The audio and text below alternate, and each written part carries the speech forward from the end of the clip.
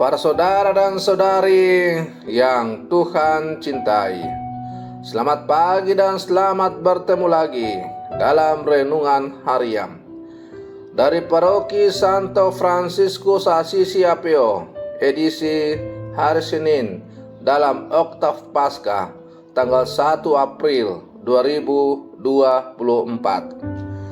Mengawali hari yang baru ini, kita hendak mendengar dan merenungkan sabda Tuhan. Marilah sebelum kita mendengar dan merenungkan sabda Tuhan, kita berdoa. Dalam nama Bapa dan Putra dan Roh Kudus. Amin. Allah Bapa, sumber kehidupan, Engkau selalu menambah umat-Mu dengan anggota baru. Semoga kami hamba-hamba-Mu ini hidup sesuai dengan sakramen baptis yang telah kami terima dalam iman. Bersabdalah ya Tuhan, kami siap mendengarkan. Terpujilah Engkau Bapa, Putra dan Roh Kudus, kini dan sepanjang segala masa. Amin.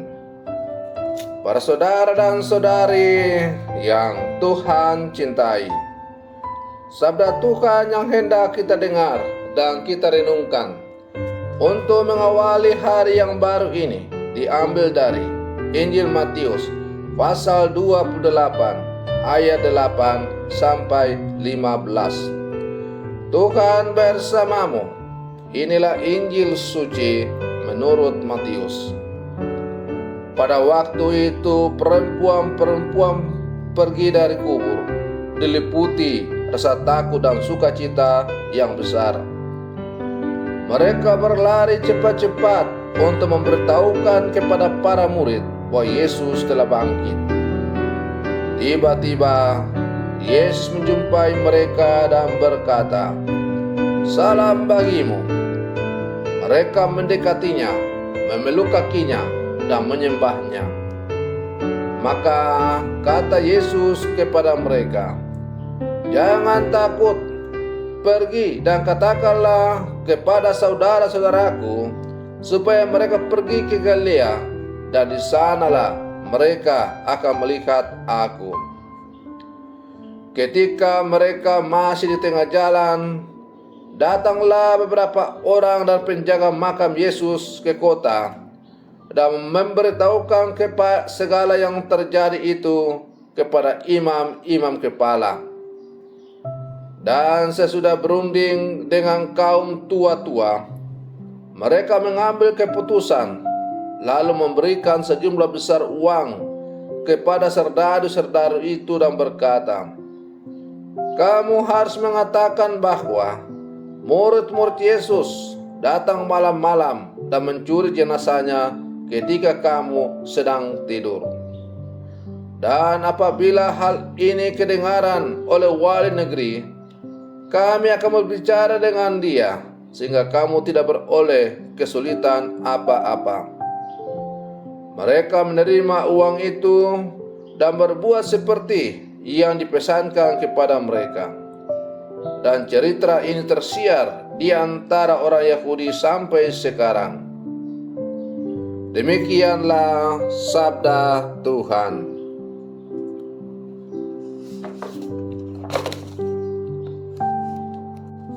Para saudara dan saudari yang Tuhan cintai, kesaksian tentang kebangkitan Tuhan masih akan kita dengar dalam bacaan sepanjang masa Paskah ini.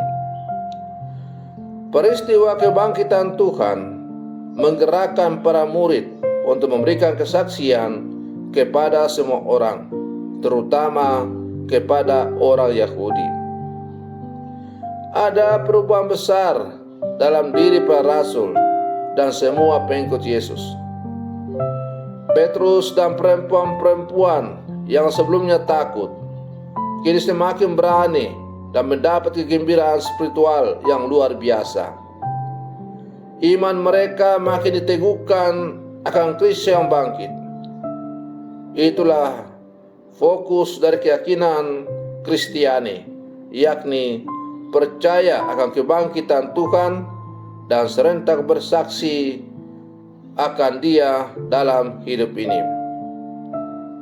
Para saudara dan saudari yang Tuhan cintai, peristiwa kebangkitan Tuhan merupakan misteri yang mengubah hidup orang-orang yang percaya.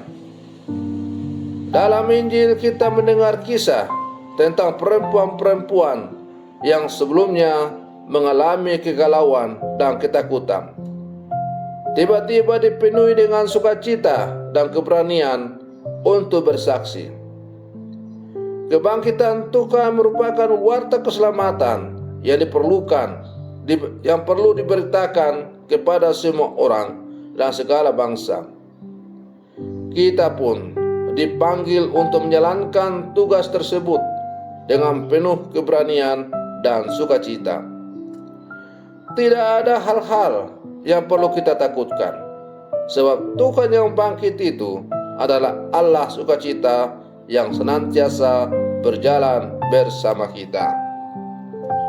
Para saudara dan saudari yang Tuhan cintai, di hadapan Yesus yang bangkit dibutuhkan sikap rendah hati yang diungkapkan dengan tindakan memeluk dan menyembah.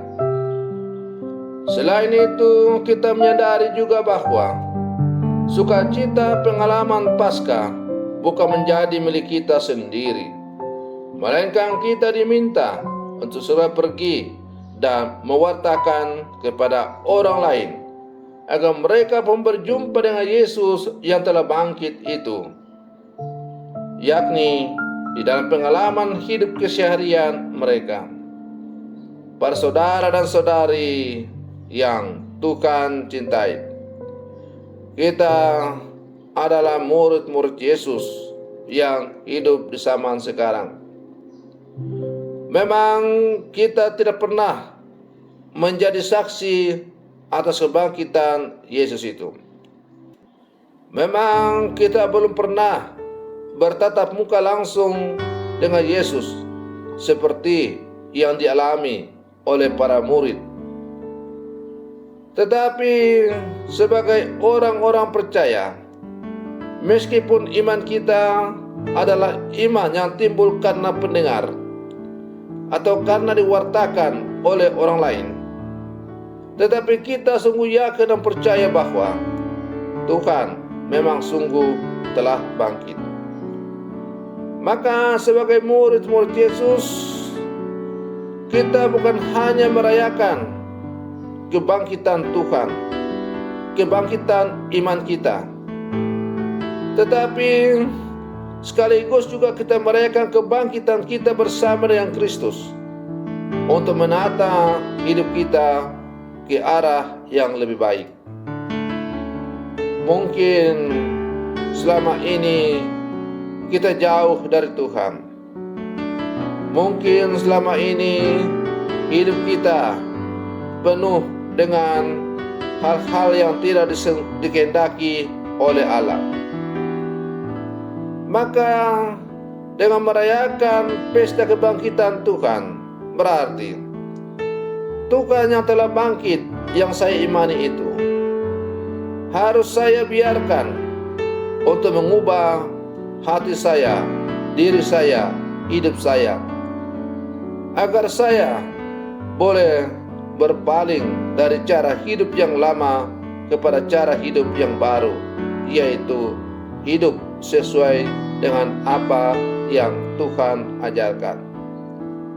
Para saudara dan saudari yang Tuhan cintai, selama pesta Paskah, selama merayakan pesta iman yang paling besar dalam hidup kita, mari kita bangkit bersama Kristus untuk semakin hidup sesuai dengan apa yang dikehendaki, terutama dalam menapaki perjalanan kita ke depan sebagai umat di paroki ini.